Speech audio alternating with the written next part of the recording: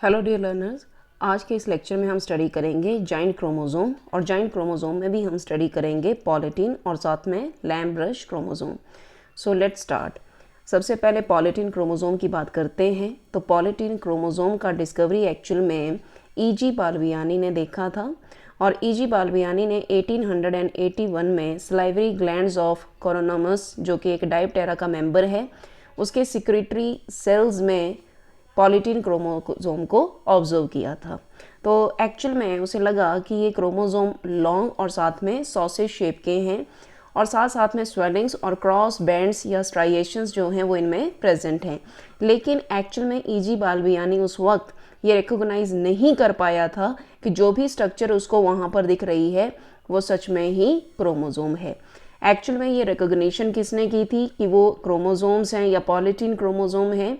This is done by Theophilus Painter, Ernst Heitz और साथ में H. बोर। अब ये जो क्रोमोसोम्स हैं they are discovered in salivary gland cells, इसीलिए इन क्रोमोसोम्स को हम बोलते हैं सलाइवरी ग्लैंड क्रोमोसोम्स भी बोलते हैं। जो भी पॉलीटीन क्रोमोसोम्स हैं they was suggested by the Koller due to the occurrence of chromonemata in them. तो पॉलीटीन क्रोमोसोम में क्रोमोनिमेटा जो है वो भी देखे जाते हैं। तो आप सिर्फ इतनी बात ध्यान रखें इस स्लाइड से कि polytene chromosome salivary glands of diptera में प्रेजेंट होते हैं। इसी तरह से बाकी इनका प्रेजेंस देखा गया है, जैसे कि लार्वे ऑफ डायप्टेरियन इंसेक्ट जैसे कि फ्लाइज हैं या मॉस्किटोज हैं या ड्रोसोफिला है, इनमें भी very high amount of DNA content देखा जाता है। जो भी ये सेल्स होते हैं ड्यूरिंग द माइटोसिस ये क्या करते हैं, डाई कर जाती हैं ड्यू टू द मेटामॉर्फोसिस, और एक्चुअल में क्या होती है, there is formation of imaginal disc जो कि कैसी रहती है, डिप्लॉयड रहती है। पॉलीटिनिक क्रोमोसोम ना ही आपके सलाइवरी ग्लैंड में मिलते हैं बल्कि सलाइवरी ग्लैंड के अलावा ये माल्फिजियन ट्यूब्यूल्स, रेक्टम, गट, फुट पैड्स, फैट बॉडीज और ओवेरियन नर्व सेल में भी पॉलीटीन क्रोमोसोम की प्रेजेंस देखी गई है। अब पॉलीटीन क्रोमोसोम जो कि जॉइंट क्रोमोसोम है, एक्चुअली में ये जॉइंट क्रोमोसोम कैसे बनते हैं, तो आप थोड़ा सा ध्यान रखें कि रिपीटेड रेप्लिकेशन जो है वो क्रोमोसोमल DNA की होंगी लेकिन विदाउट न्यूक्लियर डिवीजन, मतलब कि एंडोमाइटोसिस के थ्रू पॉलीटीन क्रोमोसोम की फॉर्मेशन होती है। And the resulting daughter chromatids they do not separate but they align side by side। तो बस आपने ये ध्यान रखना है यहाँ पर कि पॉलीटीन या फिर जो जॉइंट क्रोमोसोम है इनकी फॉर्मेशन रिपीटेड रेप्लिकेशन के थ्रू होगी लेकिन माइटोसिस नहीं होता है। एंडोमाइटोसिस जो है वो देखा गया है जिसमें न्यूक्लियर डिवीजन नहीं होगी, ना ही इसमें स्पिंडल फॉर्मेशन होती है और ना ही न्यूक्लियर एनवेल्प जो है वो रप्चर होता है। अब पॉलीटीन क्रोमोसोम और पॉलीप्लॉइडी में देखें तो पॉलीटीन में एक्चुअल में साइज बड़ा होता है जबकि पॉलीप्लॉइडी में क्या है, नंबर ऑफ क्रोमोसोम भी क्या होंगे, ज़्यादा होंगे। सो प्लीज़ पॉलीटीनी को पॉलीप्लॉइडी के साथ कंफ्यूज नहीं करना है, ये दोनों अलग फिनोमेना है। जैसा कि आप इस डायग्राम में देख पा रहे हैं, this is the diagram of polytene chromosome of the insect. अब यहाँ पर आप देखिए, यहाँ पर आपको डार्क कलर के बैंड्स नज़र आ रहे हैं और डार्क कलर के बैंड्स के बीच में लाइट कलर का रीजन नज़र आ रहा है जिसको कि आप क्या बोलते हैं, इंटर बैंड बोलते हैं। यहाँ पर इस लोकेशन में आपको क्रोमोसोम पफ्स आपको नज़र आ रहे हैं जो कि मैं लेटर ऑन डिस्कस करूँगी कि किस तरह से ये पफ्स की फॉर्मेशन होती है। साथ में आप देख पा रहे हैं मैसेंजर RNA और आपको दिख रहा है क्रोमोनिमेटा। तो थोड़ा सा ध्यान रखें कि पॉलीटीन क्रोमोसोम में बैंड्स और इंटरबैंड्स की प्रेजेंस होती है, साथ में क्रोमोसोम पफ्स होंगे, क्रोमोनिमेटा और मैसेंजर RNA जो है वो प्रेजेंट होगा। इसी तरह से जो पॉलीटीन क्रोमोसोम होते हैं ड्रोसोफिला के सलाइवरी ग्लैंड में, that consist of about 1000 DNA molecule and they are arranged side by side and which are arise from the 10 round of the DNA replication। जैसा कि मैंने पहले बताया कि इसमें DNA रेप्लिकेशन बार बार रिपीटेड होती है और पॉलीटीन क्रोमोसोम में जस्ट जो कि इंटरफेस या प्रोफेस में आपको दिखेंगे, इनमें प्रेजेंट होते हैं डार्क ट्रांसवर्स बैंड्स और इंटर बैंड जो कि जिनको क्लियर जोन भी बोलते हैं। अब जो बैंड्स हैं इन बैंड्स में 85% ऑफ DNA प्रेजेंट होता है जबकि 15% ऑफ DNA जो है वो आपको कहाँ पर नज़र आएगा, इंटर बैंड्स में नज़र आएगा। So cross banding pattern of each polytene chromosome is a constant characteristic with the species and this is very very important in making of cytogenetic studies or during the mapping of the cytogenetic study और chromosomal mapping। तो थोड़ा सा ध्यान रखें कि polytene chromosome में जो bands होंगे वहाँ पर 85% डीएनए होगा और इंटरबैंड्स में 15% डीएनए प्रेजेंट है। और ये जो बैंडिंग पैटर्न्स हैं ये कहाँ पर यूटिलाइज होते हैं, क्रोमोसोमल मैपिंग में during cytogenetic studies. Drosophila melanogaster में देखा गया है कि बैंड्स का नंबर कितना होता है, 5000, और 5000 क्या प्रेजेंट होते हैं, इसमें इंटर बैंड्स जो हैं वो प्रेजेंट होंगे। इसी तरह से देखा गया है कि जो भी बैंड या इंटर बैंड्स हैं वो रिप्रेजेंट करते हैं 1024 identical DNA sequences and they are arranged in flies. अब जो पॉलीटीन क्रोमोसोम है उसमें मैटरनल और पैटर्नल होमोलोगस क्रोमोसोम देखे जाएंगे and they are associated side by side, जो कि मैं लेटर ऑन डायग्राम के थ्रू रिप्रेजेंट करूंगी। अब आप थोड़ा सा ध्यान रखें कि इस प्रोसेस को हम क्या बोलते हैं, सोमैटिक पेयरिंग बोलते हैं। तो जो भी सलाइवरी ग्लैंड सेल्स होंगे क्रोमोसोम नंबर, वो हमेशा कैसे अपीयर होते हैं, half of the normal somatic cell. मैं एक एग्जांपल देती हूँ, जैसे कि ड्रोसोफिला मेलानोगास्टर के पास सिर्फ 4 पॉलीटीन क्रोमोसोम क्या होते हैं, प्रेजेंट होते हैं। अब ड्रोसोफिला में पेरीसेंट्रोमेरिक हेट्रोक्रोमेटिन जो है, जितने भी पॉलीटीन क्रोमोसोम हैं वो कहाँ पर अरेंज होंगे, दैट इज क्रोमोसेंटर में अरेंज होंगे। इसी तरह से नेक्स्ट पॉइंट में अगर मैं बात करूं, इससे पहले मैं डायग्राम थोड़ा सा क्लियर कर देती हूं। आप यहाँ पर देखिए कि ये पॉलीटीन क्रोमोसोम जो है वो हमें नज़र आ रहे हैं। फर्स्ट डायग्राम में जो नॉर्मल क्रोमोसोम है मेटाफेज पे, माइटोटिक मेटाफेज, उसमें देखे जा रहे हैं। आप देख रहे हैं यहाँ पर क्रोमोसोम नंबर 3 है, डिस्क की फॉर्म में क्रोमोसोम नंबर 4 नज़र आ रहा है, यहाँ पर आपको क्रोमोसोम नंबर 10 नज़र आ रहा है और यहाँ पर सेकेंड नज़र आ रहा है। अब इसी तरह से अगर मैं ये सलाइवरी ग्लैंड्स में क्रोमोसोम या पॉलीटीन क्रोमोसोम की बात करूं तो आप देखिए यहाँ पर जो भी ये आर्म्स आपको नज़र आ रही हैं, these are analysed arms of the chromosome number 2। यहाँ पर आपको नज़र आ रहा है क्रोमोसोम नंबर 3, साथ में डिस्क की फॉर्म में नज़र आ रही है क्रोमोसोम नंबर 4 और साथ में यहाँ पर नज़र आ रहा है क्रोमोसोम नंबर 10 नज़र आ रहा है। मतलब कि कुल मिला के अगर आप यहाँ पर देख पा रहे हैं तो आपको सिर्फ 5 आर्म्स ही यहाँ पर क्रोमोसेंटर से अटैच होते हुए नज़र आ रही हैं। और सी वाले डायग्राम में आप देख रहे हैं, अगर मैं क्रोमोसोम नंबर 4 को थोड़ा सा एनलार्ज करके बताऊं तो ये आपको क्रोमोसेंटर नज़र आएगा, साथ में आपको बैंड्स जो भी हैं या इंटर बैंड्स आपको नज़र आ रहे हैं। And this is the pair of chromosome number 4। तो यहाँ पर आप normal metaphasic chromosome, polytene chromosome और साथ में enlarge form of the chromosome number 4 जो है वो देख पा रहे हैं। इसी तरह से अगर हम बात करते हैं कि फीमेल ड्रोसोफिला में जो भी पॉलीटीन क्रोमोसोम है उसमें कितनी आर्म्स पाई जाती हैं, 5 लॉन्ग आर्म्स पाई जाएंगी और साथ में एक शॉर्ट स्ट्रैंड जो है वो आपको देखने को मिलेगा जो कि अटैच्ड होगा क्रोमोसेंटर के साथ। 1 लॉन्ग स्ट्रैंड आपको नज़र आएगा, वो रिप्रेजेंट करेगा क्रोमोसोम नंबर 10 और जो बाकी के 4 लॉन्ग स्ट्रैंड्स आपको नज़र आएंगे लेफ्ट और साथ में राइट आर्म शो करेंगे सेकंड क्रोमोसोम का, थर्ड क्रोमोसोम का, और सबसे छोटा जो डॉट लाइक स्ट्रक्चर आपको नज़र आएगी वो आपको क्रोमोसोम नंबर 4 की नज़र आएगी, जो कि मैं जस्ट अभी बता ही रही हूँ इस डायग्राम में। आई रिपीट वंस अगेन कि जैसे आपको ये 5 आर्म्स जो हैं वो नज़र आ रही हैं, जिसमें कि सबसे छोटी आर्म जो आपको नज़र आ रही है वो क्रोमोसोम नंबर 4 है जो इस डिस्क के साथ अटैच्ड है। बाकी आपको यहाँ पर सेकंड, साथ में 4th, साथ में 3rd और 10th क्रोमोसोम की स्ट्रैंड्स जो हैं वो नज़र आ रहे हैं। इसी तरह से अगर इसका इलेक्ट्रॉन माइक्रोस्कोपिक स्ट्रक्चर देखी जाए तो इस इलेक्ट्रॉन माइक्रोस्कोपिक स्ट्रक्चर में भी आप देख पा रहे हैं कि यहाँ पर आपको 5 आर्म्स नज़र आ रही हैं, जैसे कि ये फर्स्ट है, सेकंड है, थर्ड है, 4th है और साथ में 5th आपको नज़र आ रही है। This is about the polytene chromosome. इसी तरह से अब मैं बात करूँगी कि पॉलीटीन क्रोमोसोम में स्पेशलिटी है कि इसमें बाल बियानी रिंग्स और क्रोमोसोम पफ्स जो है वो देखने को मिलते हैं। अब किस तरह से ये पफ्स बनेंगे या बाल बियानी रिंग्स विजुलाइज होंगी उसकी बात करते हैं। जैसा कि जो भी मैंने आपको बताया कि पॉलीटिन क्रोमोसोम में बैंड्स और इंटरबैंड्स मिलते हैं, तो एक पॉइंट क्लियर करना है कि बाल यानी रिंग्स आपको कहाँ पर नज़र आएंगी, बैंड्स में नज़र आएंगी।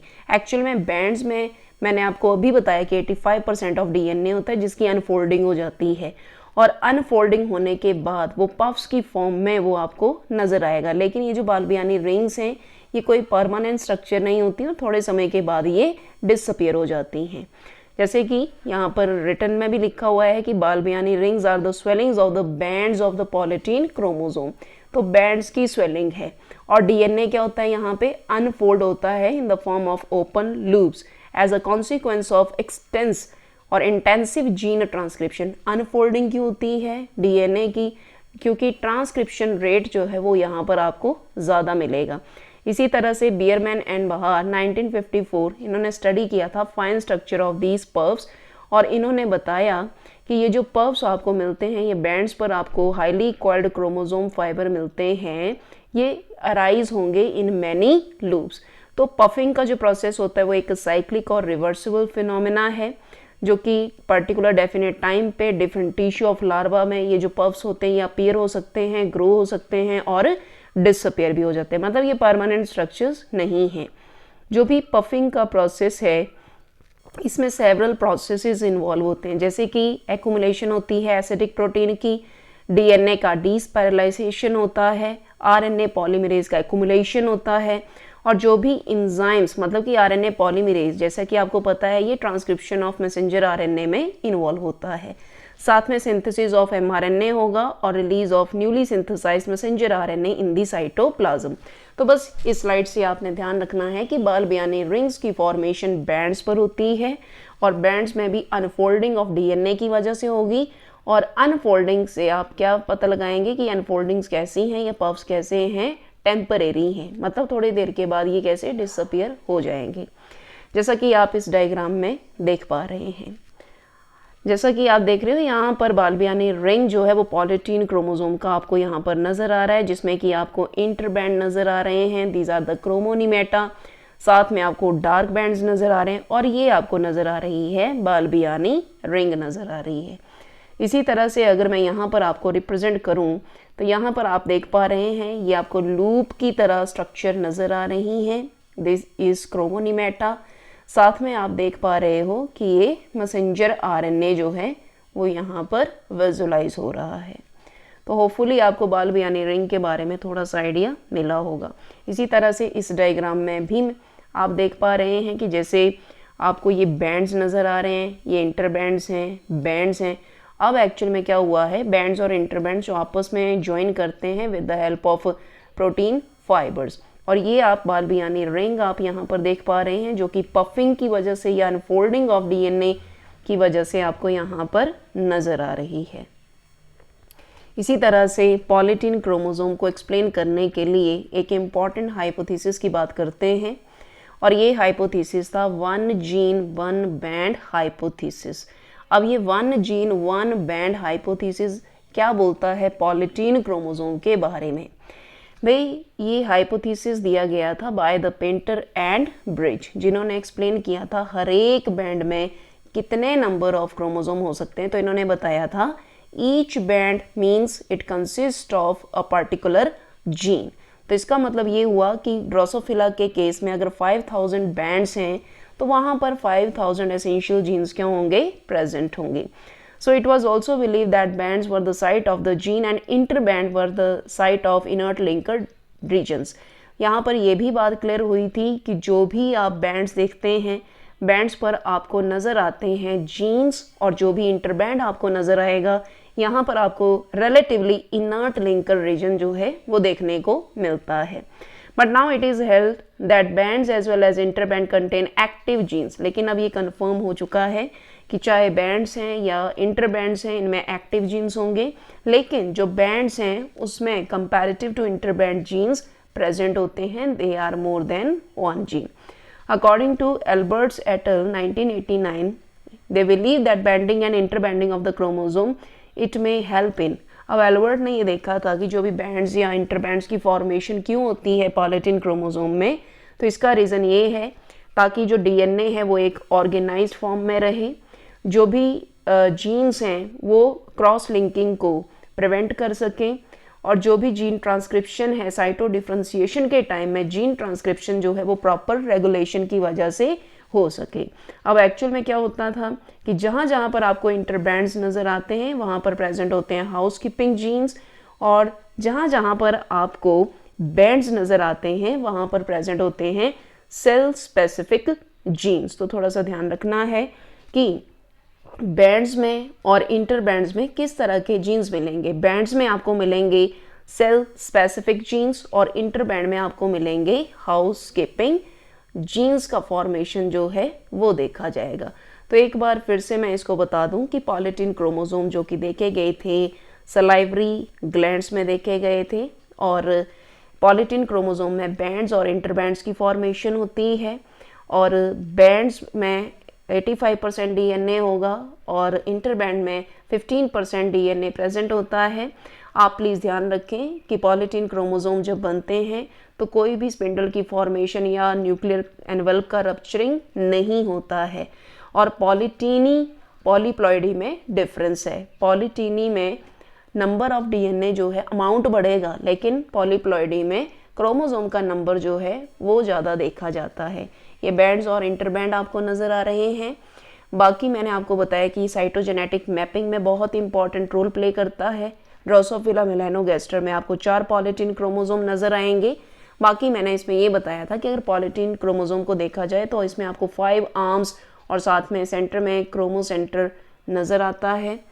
इसी तरह से ये इलेक्ट्रॉन माइक्रोस्कोपिक स्ट्रक्चर है, और बाल्बियानी रिंग्स जो हैं वो आपको बैंड्स पर मिलेंगी। वहाँ पर ये साइक्लिक प्रोसेस से मिलती हैं और वो थोड़ी देर के बाद डिसअपेयर भी हो जाती हैं। बाकी यहाँ पर मैंने आपको बैंड्स इंटरबैंड्स के बारे में बता दिया।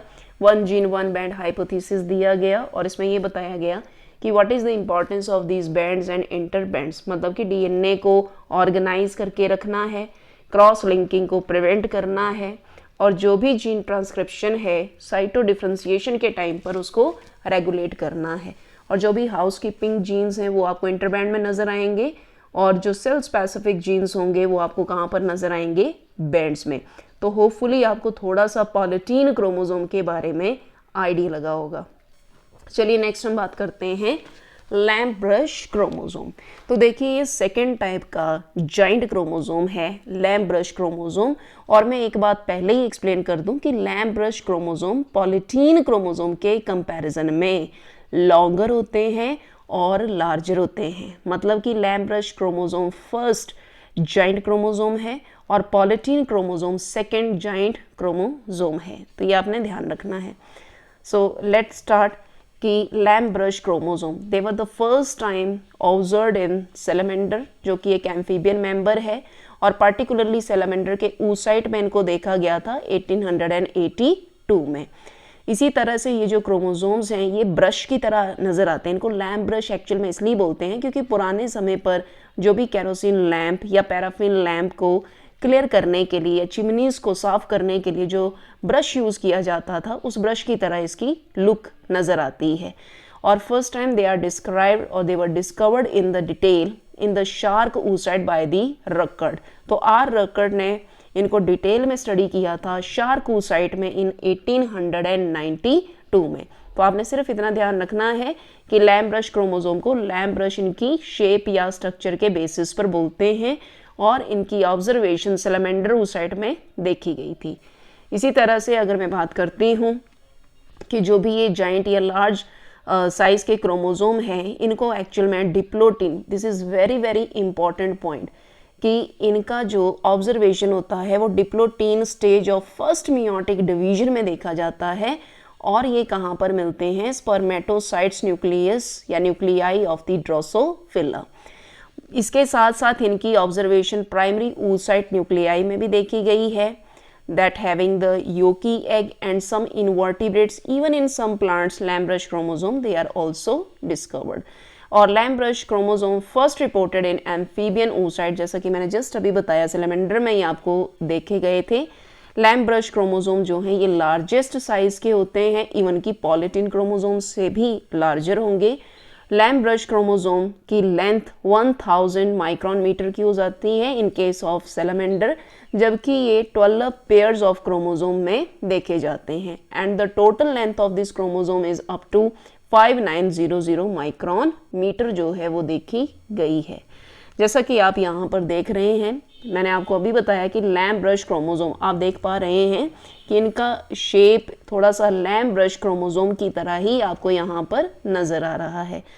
भाई अगर इस डायग्राम को थोड़ा सा जूम करके देखा जाए तो आप देख रहे हैं यहाँ पर हमें लूप्स की फॉर्मेशन नज़र आ रही है, ठीक है। और लूप्स के साथ साथ आप यहाँ पर देख रहे हैं this is the long axis जो है वो आपको नज़र आ रही है। तो ये लूप क्रोमोसोम है और यहाँ पर जो आपको नज़र आ रहा है ये क्या है, that is the single chromosomal axis जो है वो आपको नज़र आ रही हैं। इसी तरह से जो भी न्यूक्लियस है लैम्ब ब्रश क्रोमोसोम का, it get enlarge and it accommodate the elongated chromosome. जैसा कि मैंने आपको बताया कि न्यूक्लियस का डायामीटर कितना हो सकता है, न्यूक्लियस का डायामीटर 500 माइक्रोन मीटर तक पहुंच सकता है। और इनकी ऑब्जर्वेशन कब देखी गई है, diplotene stage of the meiosis 1 में। while the size decreases through daikinensis of the prophase 1, जैसे ही डिप्लोटीन स्टेज में होगा साइज बड़ा होगा, लेकिन डाइकिनेसिस में जैसे जैसे पहुंचते हैं तो लैम्ब ब्रश क्रोमोसोम का साइज डिक्रीज होता है। अब यहाँ पर आप देखो कि यहाँ पर जो भी आपको ये लैम्ब ब्रश क्रोमोसोम नज़र आ रहा है इसमें आपको एक मैटरनल क्रोमोसोम आपको नज़र आ रहा है और सेकंड जो आपको नज़र आ रहा है वो पैटर्नल क्रोमोसोम है। तो आप प्लीज़ ध्यान रखें कि मैटरनल और साथ में पैटर्नल क्रोमोसोम आपको इस लैम्ब ब्रश में नज़र आ रहे हैं। इसी तरह से structure of lamp brush chromosome की बात करते हैं तो लैम्ब ब्रश क्रोमोसोम में आपको 3 पार्ट्स देखने को मिलेंगे। कौन कौन से 3 पार्ट्स होंगे, क्रोमोसोमल एक्सिस होगी, क्रोमोमियर होगा और साथ में लेटरल लूप्स होंगी। जैसा कि आप इस डायग्राम पे देख पा रहे हैं द स्ट्रक्चर इज क्रोमोमियर, साथ में ये आपको जो नज़र आ रही हैं these are the chromatin loops और साथ में ये आपको नज़र आ रही है that is the chromosomal axis जो है वो आपको यहाँ पर देखने को नज़र आ रही है। तो 3 पार्ट्स का थोड़ा ध्यान रखना है लैम्ब ब्रश क्रोमोसोम में, that is chromosomal axis, chromomere और साथ में आपको नज़र आएगी लेटरल लूप नज़र आएगी। सबसे पहले बात करेंगे क्रोमोसोमल एक्सिस के लिए। जैसा कि आप यहाँ पर देख पा रहे हैं दिस इज़ क्रोमोसोमल एक्सिस और इस क्रोमोसोमल एक्सिस के साथ जो आपको ये प्रोटीन यहाँ पर नज़र आ रही है, इस प्रोटीन में आपको क्रोमोसोमल डीएनए का फाइबर नज़र आएगा और फाइबर के साथ साथ आपको matrix that is the RNA और साथ में प्रोटीन भी यहाँ पर नज़र आ रही है। तो बस यहाँ पर ध्यान रखें कि सेंटर में आपको नज़र आ रहा है क्रोमोसोम एक्सिस नज़र आ रहा है। So let's talk about the chromosomal axis. It is formed of the 2 identical chromatids, that is 2 axial filaments and they are embedded in the proteinaceous matrix. जैसा कि मैं बता ही रही हूँ कि यहाँ पर आपको proteinaceous matrix जो है वो देखने को मिल रहा है and it gives a beaded appearance due to the presence of small granules that is called the chromomeres all along the length. The axial filament and chromomere are chemically they are made up of DNA and associated protein and if we talk about their activity तो transcriptionally ये कैसे होते हैं, inactive होते हैं। अगर आप transcriptionally बात करें तो ये आपको कैसे नजर आएंगे, इनएक्टिव नजर आएंगे। The axial filament bear small size swelling at their ends which are called telomeres while there is also another loop which is free constricted area called the centromere। बस आपने इस डायग्राम से इतना समझने की कोशिश करनी है कि ये क्रोमोसोमल एक्सिस है और क्रोमोसोमल एक्सिस के साथ आपको नज़र आएंगी एसोसिएटेड प्रोटीन और उस प्रोटीन में आपको नज़र आएगा क्रोमोसोमल फाइबर जो है वो देखने को मिलेगा और this is the structure of A loop. इसी तरह से क्रोमोमियर की बात कर रहे हैं तो क्रोमोमियर कैसे होते हैं, these are the darkly stained granules. तो ये डार्कली स्टेन्ड ग्रैन्यूल्स होंगे and they are present all along the length of the chromosomal axis. तो जितनी भी क्रोमोसोमल एक्सिस है उसमें ये ग्रैन्यूल्स जो हैं वो आपको देखने को मिलेंगे और इनका साइज़ कितना होगा 0.25 से लेकर 2 micron meter in the diameter while the chromomeres they are interspaced at about 2 micron meter distance.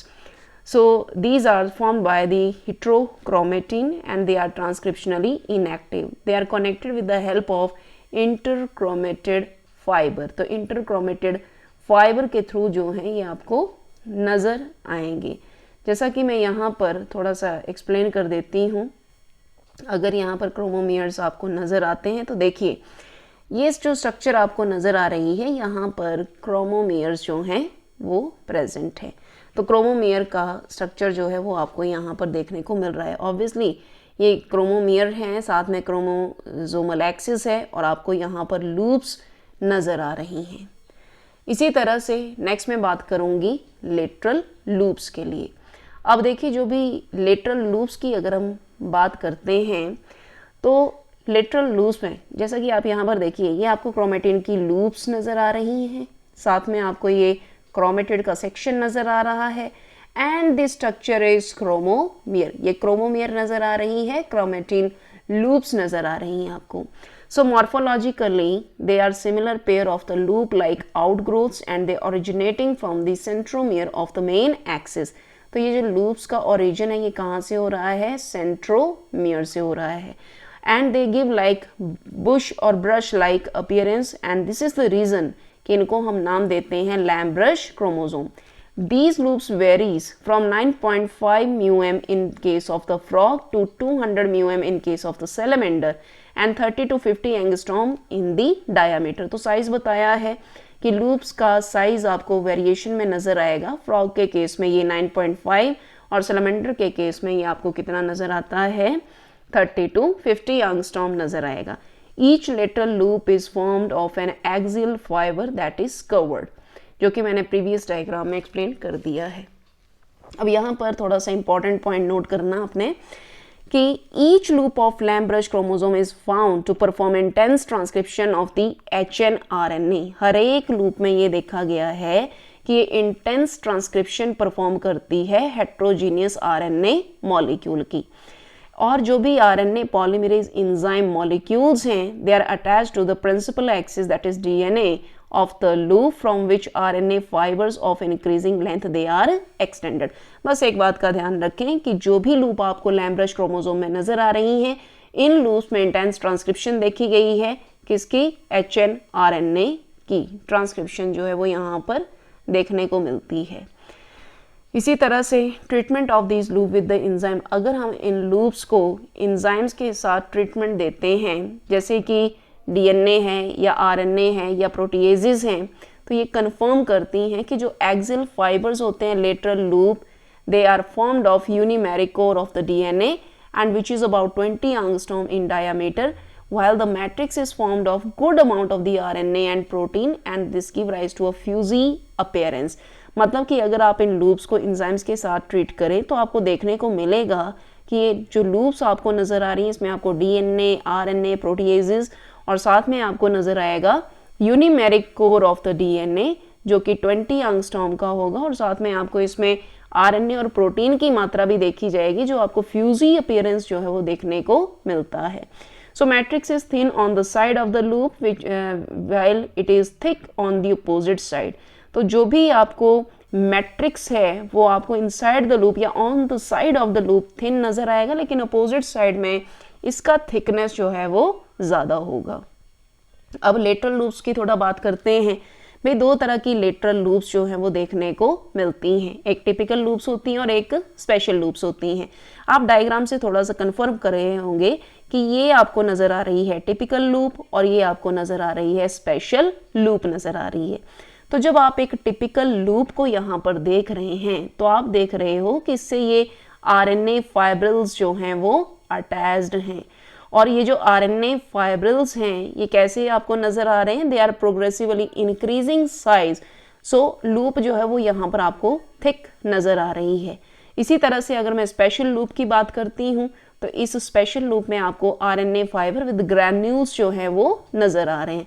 बस आपने ध्यान रखना है कि अगर RNA ग्रैन्यूल्स अगर आपको नज़र आ रहे हैं तो वो स्पेशल लूप होगी और अगर आपको RNA फाइबर्स इंक्रीजिंग फॉर्म में नज़र आ रहे हैं तो वो टिपिकल लूप होगा। तो आई होप आपको लेटरल लूप्स में टिपिकल लूप और स्पेशल लूप के बारे में थोड़ा सा आइडिया मिला होगा। अब Lamb-Brush क्रोमोसोम का सिग्निफिकेंस देखते हैं कि what is the significance of this chromosome. तो देखिए lateral loop of the Lamb-Brush chromosome are active site of the transcription and it is followed by the translation। तो जो भी आपको ये loops नज़र आ रही हैं यहाँ पर ट्रांसक्रिप्शन और ट्रांसलेशन का प्रोसेस होता है।